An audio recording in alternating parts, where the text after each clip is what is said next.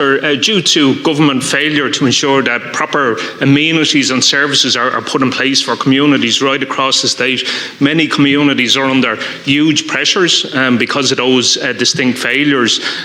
So can I ask what community audits are carried out by you, your department, or indeed other departments with regard to services, amenities in those communities before the placement of refugees or asylum seekers in those areas? Thanks very much, Deputy.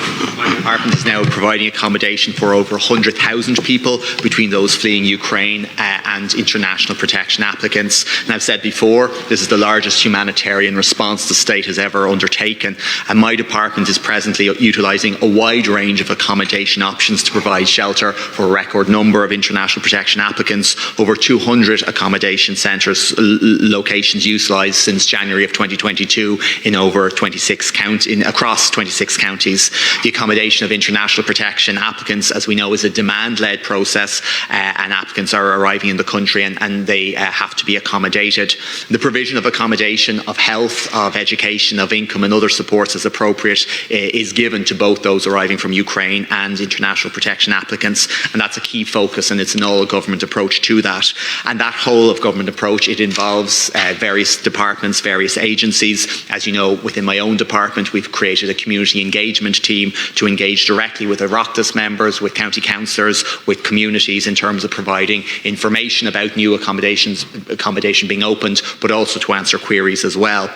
In relation to procuring accommodation for beneficiaries of temporary protection, so Ukrainians, my department meets very frequently with the Department of Tourism and with Fáilte Ireland in terms of understanding where the pressures are in terms of accommodation and to ensure we can be as effective as possible in terms of where we're procuring additional accommodation. As you know, the government is very much focused on how we continue to provide sustained support for those fleeing here from the war in Ukraine. We have made significant changes to our offerings, and we're in the process of doing that at the moment. We're moving to state-provided accommodation being for a 90-day period, and during that period the financial supports, the income supports will be less than they currently are. And in terms again of the international protection side, I'll be bringing a revised accommodation strategy forward, and this will primarily allow for better standards of accommodation, better value for money, but importantly better planning as in terms of where we locate new international protection accommodation. Thanks for that, Minister, but unfortunately you failed to answer the question, a very specific question. What you did say is your department meets regularly with Fáilte Ireland. That doesn't address the serious issues facing communities right across the state. In my own constituency of Wicklow and Carnew, for example, where there's over 100 Ukrainians now placed, there's a part-time GP service there, 2 to 3 weeks waiting time for people. That has now, the waiting list grown longer. There's a crisis in school places, shortage of teachers, shortage of classrooms, and that's replicated in Donegal, similar issues, in Roscommon, similar issues. So the question is, what audits have been carried out to assess where the deficiencies are?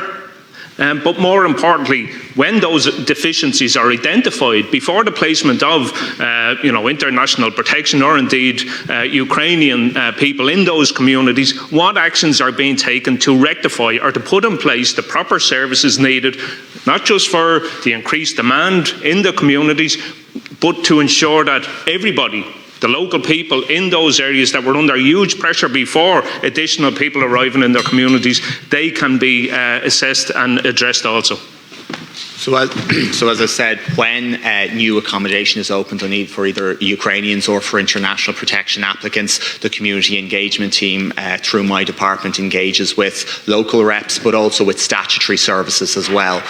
So for example, on the issue of education, which you mentioned, Deputy, when the war in Ukraine broke out, the Department of Education created rail teams through all of the education training boards, and these rail teams allow for the identification of where there are places in primary and secondary schools, and indeed where there are pressure, and it allows for a better coordination for both initially for Ukrainians but subsequently also for international protection applicants, and it has been really effective in terms of both ensuring that underutilised school places are utilised utilised by either Ukrainians or international protection applicants, but further, where there are pressure on schools to engage with the Department of Education in terms about bringing forward new accommodation solutions in those schools. And I know Minister Foley has received significant increased capital funding to make that happen. So can I say the approach has failed and failed utterly?